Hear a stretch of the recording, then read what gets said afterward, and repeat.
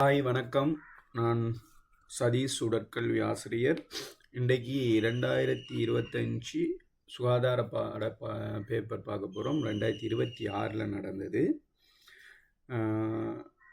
சந்தேகம் ஏதாவது இருந்தால் இந்த பேப்பர் தொடர்பாக அல்லது உடற்கல்வி சுகாதாரம் தொடர்பாக அல்லது ஸ்போர்ட்ஸ் தொடர்பாக ஏதாவது விளக்கம் உங்களுக்கு தேவையாக இருந்தால் நீங்கள் யோசிக்காமல் கொமெண்டில் அல்லது என்ற வாட்ஸ்அப் குரூப்பில் கொமெண்ட் பண்ண இயலும். இந்த பிடிஎஃப் உங்களுக்கு தேவையாக இருந்தால் டிஸ்கிரிப்ஷனில் உங்களுக்கு இந்த பேப்பர் கொடுக்குறேன், அல்லது msadisir.comங்கிற வெப்சைட்டில் நீங்கள் இதை எடுத்துக்கொள்ள இயலும். நாங்கள் வீடியோவுக்கு போகலாம். தொடர்ச்சியாக பாருங்கள். 5 வினாக்கள் மட்டும்தான் இதில் பார்ட் 1ல் 5 வினாக்கள் மட்டும் விளங்கப்படுத்துவேன். 10 நிமிஷத்துக்கு மேலே போர் அடிக்குமுங்கிறதால 10 நிமிஷத்தோடு இந்த வீடியோ நிப்பாட்டிடுவேன். இந்த பேப்பரை தொடர்ச்சியாக செய்து ஒவ்வொரு வீடியோவாக போடுறேன், நீங்கள் பார்த்துக்கொள்ள இயலும். முதலாவது பார்ப்போம். பூரண சுகாதாரத்தை கொண்ட நபர் ஒருவரின் பூரண சுகாதாரம்ங்கிறது 4 துறைகளால் உருவாக்கப்பட்டிருக்குன்னு நாங்கள் படிப்போம். பூரணம்ங்கிறது ஒரு முழுமையான சந்திரன். இந்த 4 துறைகளும் தான் சுகாதாரத்தை பூரணமாக வச்சிருக்குது. ஒன்று உடல், 2வது உள்ளம், 3வது சமூகம், 4வது ஆன்மீக செயற்பாடுன்னு நாங்கள் படிச்சிருக்கோம். 4வது ஆன்மீக செயற்பாடு, கோயிலுக்கு போகிறது. இதில் ஒன்று இல்லாமல் போனாலும் இது முழுமையாகாது. ஆகவே இந்த 4 விடயங்களும் இருந்தால் மட்டும்தான் அது பூரண சுகாதாரமாக இருக்கும். ஆகவே விட உடல், உள, சமூக, ஆன்மீகம். முதலாவதுக்கு 2வது விட உடல், உள, சமூக, ஆன்மீகம். 2வது பாருங்க, வினைத்திறன் மிக்க எடுப்பான தோற்றம் கொண்ட, வினைத்திறனாக இருக்கணும், எடுப்பான தோற்றம் கொண்டிருக்கணும். நிமல் திறமை மிக்க ஒரு விளையாட்டு வீரன் ஆவான். நிமல் திறமை மிக்க ஒரு விளையாட்டு வீரனா. ஆக இங்க உடல், உள, சமூகத்தில் எதை பற்றி சொல்லியிருக்கு அப்படின்னு பார்த்தா, வினைத்திறன் மிக்கங்கிறது இலகுவாக வேலை செய்யக்கூடிய அல்லது சிறப்பாக வேலை செய்யக்கூடிய. எடுப்பான தோற்றம்ங்கிறதும் உடல்ல தான் வருது. நிமல் திறமை மிக்க விளையாட்டு வீரனுங்கிறதும் உடல் சார்ந்ததாக தான் இருக்கு. ஆகவே இது உடல் தகமை உடைய ஒருவராக இருக்கும். ஆக 2வதுக்கு 1வது விட. இது ஒரு சுகாதார மேம்பாட்டை அடிப்படையாக கொண்ட ஒரு கேள்வி. இப்படி வார கேள்விக்கு நீங்கள் என்ன செய்யலாம் என்று சொன்னா, அதாவது பாருங்க, சந்திரபுர பாடசாலையை ஒரு சுகாதார மேம்பாட்டு பாடசாலையாக மாற்றுவதற்காக, சுகாதார மேம்பாடுங்கிறது பூரண சுகாதாரத்துக்கு தடையாக உள்ள காரணிகளை இனங்கண்டு அவற்றை எமக்கு சாதகமாக்கி கொள்ள தனிநபர் கொண்டுள்ள ஆற்றலை சொல்றது.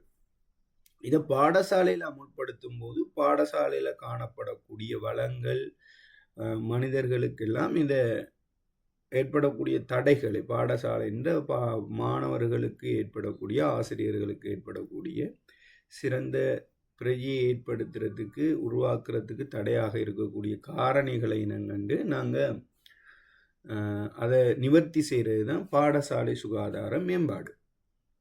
ஆக அது தொடர்பாக 5 உபாய முறைகள் இருக்கு. ஒன்று கொள்கைகளை உருவாக்குதல், சாதகமான சூழலை உருவாக்குதல், தனியார் தேர்ச்சியை விருத்தி செய்தல், சமூக பங்களிப்பை பெறுதல், மருத்துவ சேவைகளை பெற்றுக்கொள்ளல் அல்லது மீளுருவாக்கல் என்று சொல்லி 5 விடயங்கள், உபாயங்கள். அதை சுகாதாரத்தை, பூரண சுகாதாரத்தை அடைஞ்சு கொள்றதுக்கு இந்த 5 உபாயங்களையும் நாங்கள் பயன்படுத்தணும் அப்படின்னு சொல்லி சொல்லப்பட்டிருக்கு. ஆகவே அது தொடர்பாகத்தான் இதில் பாருங்க, பாடசாலையாக மாற்றுவதற்காக அதன் அதிபர், பாடசாலையினுடைய அதிபர் நடைமுறைப்படுத்திய சில வேலை திட்டங்கள். அதிபர் ஏயிலிருந்து ஈ வரங்காட்டியும் சில வேலை திட்டங்கள் நடைமுறைப்படுத்தி இருக்காரு. அதை கருத்தில் கொண்டு 3 தொடக்கம் 5 வரையான வினாக்களுக்கு விடை தருகின்ற இருக்கு. ரைட், நாங்கள் இதில் லேசான வழி ஒன்று செய்யலாம். என்னன்னு சொன்னால், இந்த கூற்றுக்களை வாசிக்கிறதுக்கு முன்னாடி நாங்கள் கீழே கேள்வியில் என்ன கேட்டிருக்காங்கிறத பார்த்துட்டோம்னு சொன்னால் பிறகு இதுக்கு விடையளிக்கிறது இலகுவாக இருக்கும். 3வது கேள்வியை பாருங்க. சுகாதார மேம்பாட்டு உபாய முறை என்ற வகையில் அதிபர் தயாரித்துள்ள கொள்கை குறிக்கும் எழுத்து. அவை இதுக்குள்ள நாங்கள் கொள்கையை குறிக்கிற எழுத்தை தேடுவோம். இருக்கட்டும். சுகாதார மேம்பாட்டு உபாய முறை என்ற வகையில் பியும் இ ஆகிய எழுத்துக்களால் காட்டப்பட்டுள்ள செயல்கள் உள்ளடங்கும். இந்த பியும் ஈயும் அந்த உபாய முறைகள்ல என்னென்னதுக்குள்ள உள்ளடங்கும் என்று கேட்கிறான். 5வது பாருங்க. சுகாதார மேம்பாட்டு உபாயங்களுக்கமைய எழுத்து சீனால் காட்டப்பட்டிருப்பது, சீயால காட்டப்பட்டிருப்பது என்னன்னு கேட்கிறான். எழுத்து சீனால் காட்டப்பட்டிருப்பது என்னன்னு கேட்குறோம். நாங்கள் இப்போ அதை வாசிச்சுட்டு வரலாம். ஏ என்ன பி என்னன்னு நாங்கள் போட்டுக்குவோம். இதில் கேட்டிருக்கிறது எல்லாமே இந்த எழுத்துக்கள் என்னன்னு தான் கேட்டிருக்கான். ஆகவே நாங்கள் அதை குறிச்சிக்கிட்டோம்னு சொன்னால் குயிக்காக போட்டுக்கொள்ள. இப்போ அதிபர் செய்கிறாரு. பாடசாலைக்கு பொலித்தீன் கொண்டு வருவதை தடை செய்தல். அப்போ இது முதலாவது. கொள்கைகளை தயாரித்தல். கொள்கையை தயாரிச்சிருக்காரு. ரைட், கோணா ஒன்று போட்டுக்கலாம். இப்படி குறிச்சிக்கின்றா தான் உங்களுக்கு எக்ஸாமில் விடை எழுதுறது. கொள்கைகளை உருவாக்குதல். உரிய வகையில் குறித்த தரங்களுக்காக பாடசாலை வைத்திய பரிசோதனை. ஆகவே இதிலேயே வைத்திய பரிசோதனை. அப்போ இதிலேயே வைத்திய பரிசோதனைன்னு சொன்னால் சுகாதார சேவைகளுக்குள்ள இது வரும். ஆகவே இதில் ஒரு சூனா போட்டுக்கலாம். ரைட். சீய பாருங்க. வெவ்வேறு முறைகளை கையாண்டு பாடசாலை தோட்டத்தை சுத்தப்படுத்தி அழகுபடுத்துதல். அப்ப இது சாதகமான சூழலை உருவாக்குதல். அங்க அழகான சூழலை உருவாக்குறாங்க. ஆகவே இது சாதகமான சூழலை உருவாக்குதல். எல்லா பாடங்கள் தொடர்பிலும் கற்றல் கற்பித்தல் நடவடிக்கைகளை நவீனமயப்படுத்தி. அவன் என்ன செய்யறாருன்னு சொன்னா, கற்றல் கற்பித்தல் செயற்பாடுகளை நவீனமயப்படுத்துறாரு. படுத்தி மாணவர்களை நட்பிரதியாக வளர்த்தல். அப்ப அவர் மாணவர்களுடைய திறன்களை விருத்தி செய்கிறார். திறன் விருத்தி. ஈய பாருங்க. பிரதேச சுகாதார வைத்திய அதிகாரி. இதுக்கு யோசிக்கவே இதில் ஒரு சுகாதார வைத்திய அதிகாரி வரத்தால் இதில் சுகாதார மேம்பாடு, வைத்திய சுகாதார மேம்பாட்டுக்குள்ளே வரும். ஆகவே நாங்கள் இதில் குறிச்சிக்கிட்டோம். இப்போ கேள்வி வாசி பாருங்க. மிக இலகுவானதாக இருக்கும். 3வது கேள்வி. சுகாதார மேம்பாட்டு உபாய முறை என்ற வகையில் அதிபர் தயாரித்துள்ள கொள்கை. இதில் இப்போ நாங்கள் போட்ட எழுத்தில் பாருங்க, கோணா இங்கே இருக்கு, ஏயில் இருக்கு. ஆகவே இது சரி. சுகாதார மேம்பாட்டு முறை என்ற வகையில் அதிபர் தயாரித்துள்ள கொள்கை பொலித்தீன பாடசாலைக்கு கொண்டு வரக்கூடாது. ஓகே.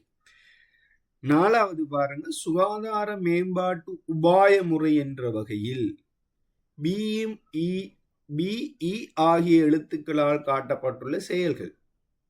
பியும் ஈயும் எங்க இருக்கு? பியும் ஈயும் சூனா போட்டிருக்கோம்.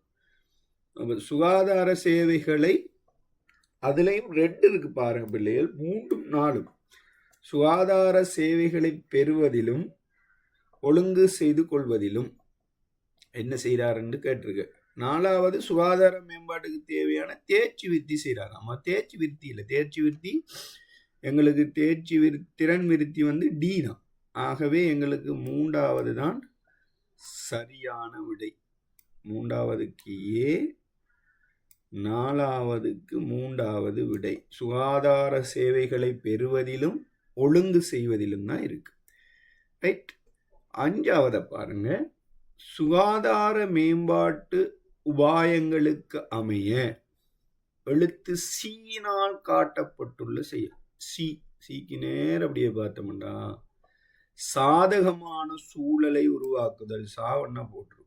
ஆகவே சாதகமான சூழலை உருவாக்குதல் அப்படிங்கிறது வரும். ஆக இந்த 5 வினாக்களோட நாங்கள் முடிச்சுக்கிறோம். 5 வினா மற்றும் பார்ட் 2ல் ஒவ்வொரு வினாவாக நான் தொடர்ச்சியாக செய்து போடுவேன். நீங்கள் பார்த்து கொள்ளையிலும் தொடர்ச்சியாக இந்த வீடியோகளை நீங்கள் பார்த்து கொள்றதுக்காக என்னுடைய சேனலை சப்ஸ்கிரைப் பண்ணி வச்சுக்கொள்ளுங்க.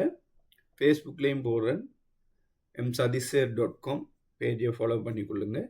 ஏதாவது சந்தேகங்கள் இருக்குமாக இருந்தால் நீங்கள் எனக்கு கமெண்ட் பண்ணியலும், அல்லது தொடர்ச்சியாக முழு பேப்பரையும் பார்க்குறதுக்கு ஆன்லைன் கிளாஸுகளில் சேர்ந்து கொள்ளையிலும் கீழே வாட்ஸ்அப் லிங்க் இருக்குது, டிஸ்கிரிப்ஷனில் கொடுத்துருக்கேன், சேர்ந்து கொள்ளுங்கள்.